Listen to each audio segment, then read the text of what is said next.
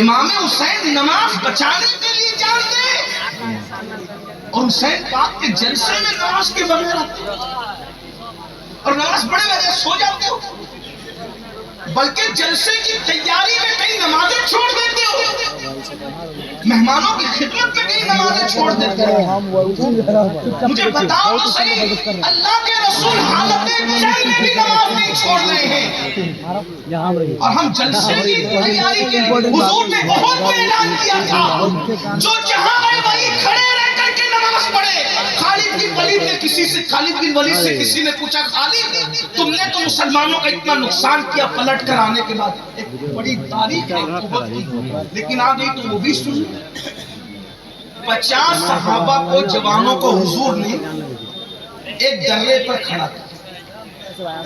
اس درے پر جب وہ کھڑے ہوئے، اس چھوٹی سی پہاڑی کا نام ہے جبل روما۔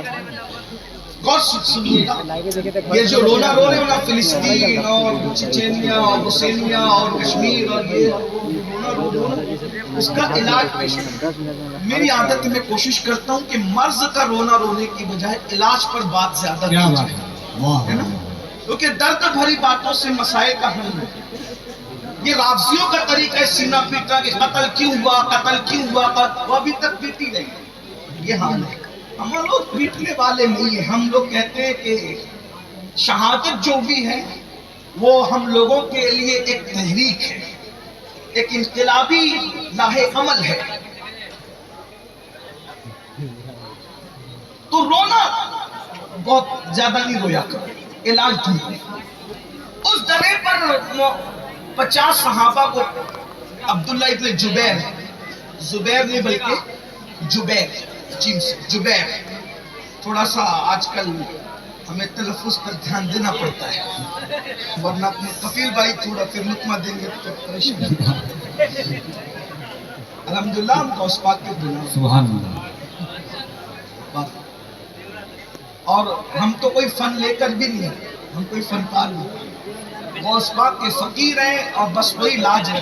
کیا بات ہے، اور انہی کے ہاتھ لاج ہے، تیرے ہی ہاتھ لاج ہے یا پیر دستگیر، سبحان اللہ۔ ہم تیرے دستگیر ہیں یا غوث ہے، سبحان تیرے اللہ۔ ہاتھ کے نیچے مرشد، یہاں بھی لاج آپ کی وہاں بھی لاج۔ بے شک۔ بہرحال عبداللہ ابن زبیر کو یہ ضروری تھوڑی ہے کہ 50 صحابہ دے کر کے کہا کہ اگر حضور کے فرمان سنو، اگر ہم ہٹ رہے ہوں تو بھی تم نے نیچے نہیں آنا، اور اگر ہم جنگ جیت چکے ہوں تو بھی تم نیچے نہیں آنا۔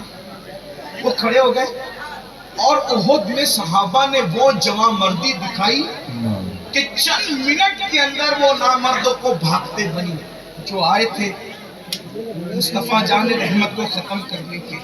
جنہوں نے اسلام کیا ان کے لیے یہ جملہ نہیں ہے، جو مر گئے ان کے لیے۔ وہ ایسی نامردی دکھائی کہ بھاگے ہوئے، اور جب بھاگے تو جو 50 صحابہ تھے انہوں نے اکثر نے اجتہاد کیا۔ کیا اجتہاد یہ کیا کہ جنگ ختم ہو گئی، چلو نیچے۔ ابن زبیر نے کہا نہیں، حضور نے منع کیا۔ اللہ اللہ۔ آقا نے جب تک ہمیں نہیں بلایا تب تک ہم نے نہیں جانا کہا۔ حضور نے حالت جنگ میں منع کیا تھا نیچے اترنے کو، جب جنگ ختم ہی ہو گئی ہے تو پھر رکنے کا مطلب کیا ہے؟ بہت روکا، ابن زبیر نہیں رکے، ان میں سے اکثر اتر گئے۔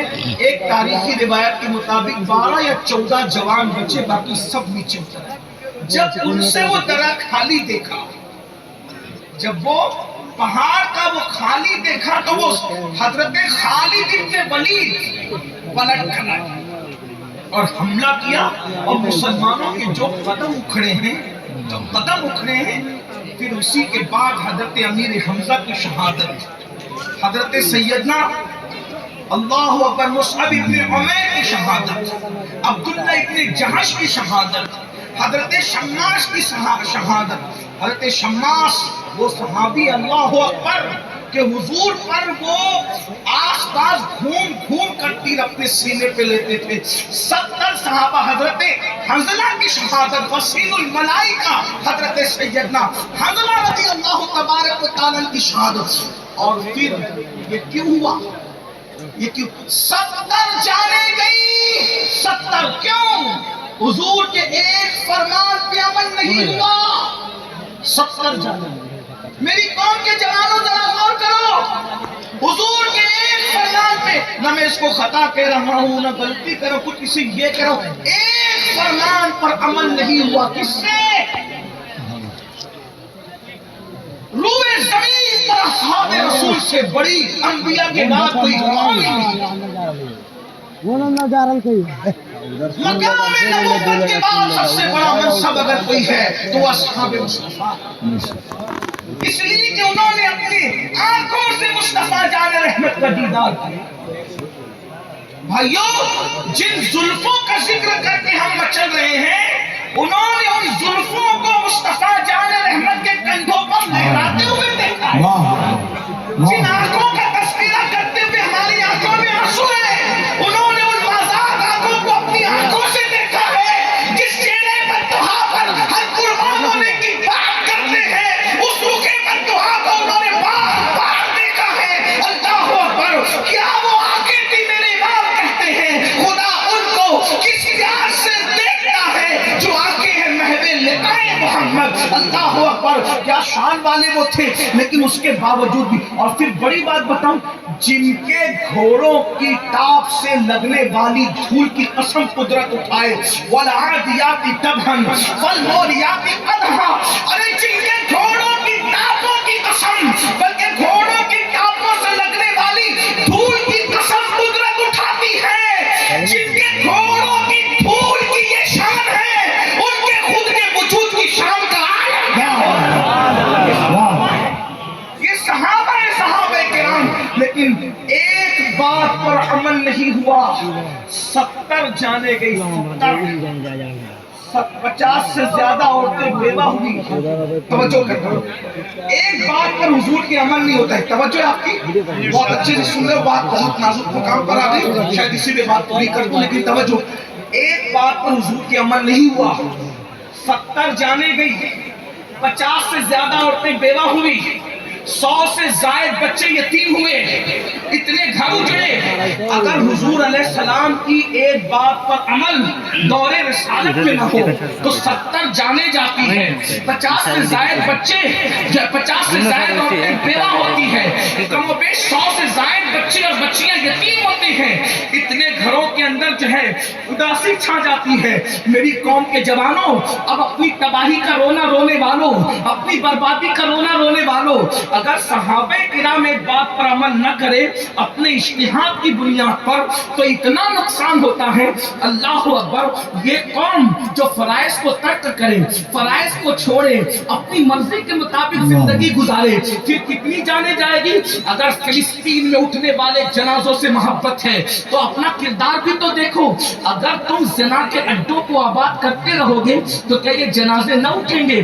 آپ سے پوچھتا ہوں، بظاہر عمل کس نے نہیں کیا تھا؟ جنہوں نے عمل نہیں کیا تھا ان کی جانیں تو اکثر کی محفوظ رہی، لیکن دوسرے بزرگ شہید ہوئے نا، تو کہیں ایسا تو نہیں اگر فلسطین میں میرے کسی بھائی کا جنازہ اٹھ رہا ہے تو وہ میرے کسی جوان کے زنا کی نحوست تو نہیں ہے، تاش کے پتوں کی نحوست تو نہیں ہے، مسجدوں کو ویران کرنے کی نحوست تو نہیں ہے۔ اللہ اکبر! اگر نوجوان عورتیں پوری دنیا کے اندر بیوہ ہو رہی ہے تو کہیں وہ ہمارے جرائم کی نحوست تو نہیں ہے۔ اتنا تمہیں قوم کا درد ہے کہ آنے والی ویڈیوز کو شیئر کر کے تم لوگ بہت زیادہ سبکدوش ہونے کی کوشش کرتے ہو ذمہ داریوں سے۔ کبھی سوچا کہیں میرے گناہ میری قوم کی تباہی کا سبب تو نہیں بن رہے ہیں؟ اللہ اکبر! رب کو کیا منہ دکھاؤ گے؟ تمہیں بات جو کہنے چلا تھا، خالد ابن ولید سے کسی نے پوچھا، اے خالد سیف اللہ، تم لوگوں نے تو احد میں مسلمانوں کا بہت بڑا نقصان کیا تھا، حضرت امیر حمزہ جیسی ہستی کا سینہ چیرا گیا تھا، کلیجہ نکالا گیا تھا، اور کچا چبانے والوں نے امیر حمزہ کا کلیجہ کچا چبایا تھا، انگلیاں کاٹنے والوں نے انگلیاں کاٹ کر کے گلے میں پہنا تھا، کان اور ہونٹ کاٹنے والوں نے کان، ہونٹ اور ناک کاٹ کر کے اپنے گلے میں پہنے تھے۔ کتنی قربانیاں دی گئی جب یہ دین ہم تک پہنچا۔ آج اس دن کی اہمیت نہیں، جلسوں سے دین نہیں پہنچا، یہ جلسے تو کسی کی جیب خالی کر کے کسی کی جیب بھر رہے ہیں۔ دین پھیلانے والے تو دین پھیلاتے پھیلاتے مالدار سے غریب ہو گئے۔ بہت جانے گئی ہے میرے بھائی، بہت عورتوں کا سہاگ ہوتا ہے، بہت عورتوں کا سہاگ، بہت بچے بیوہ ہوئے ہیں، بہت گھروں میں چراغ بجھے تب دین کا چراغ روشن ہے۔ ارے خود اوروں کا گھر تو جانے دو، خود اللہ کے رسول کا جو گھر تھا اس کا کیا حال تھا؟ جس دن رسول اللہ نے نکاح کیا تھا سیدہ خدیجہ الکبریٰ کے ساتھ، اس دن خدیجہ اتنی مالدار تھی کہ ملکہ تجار کہلا۔ بہنوں کی توجہ، بہت تکلیف، بہت مصیبتیں، بہت قربانیاں اس دین کے پیچھے۔ آج لوگ دین کی خدمت کرتے